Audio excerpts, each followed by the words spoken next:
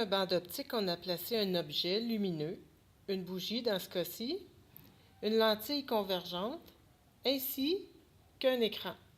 La lumière, quand elle passe au travers de la lentille convergente, elle est convergée et va donner une image réelle, renversée, et dans ce cas-ci, elle est plus petite que l'objet. Si je bouge l'écran, je perds mon image. Si je l'approche, je la retrouve très nette. Si je la mets trop proche, je la repère.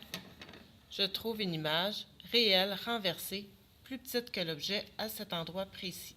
En approchant la lentille de l'objet, je réduis la grandeur des hauts et je vais obtenir une image de différentes grandeurs.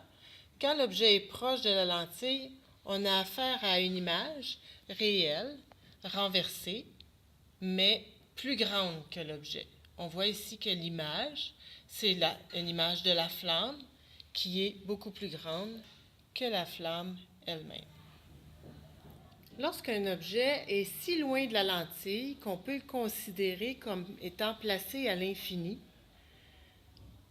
devant une lentille convergente, on peut localiser une image tellement petite qu'on la considère comme un point.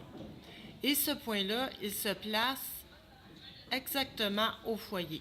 Donc, on pourrait dire que l'écran se situe à la distance focale de la lentille.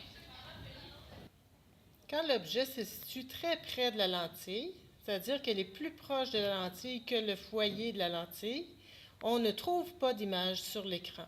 Peu importe où l'écran se situe, on peut l'approcher, voir une zone de lumière, mais on ne voit pas d'image proprement définie sur l'écran.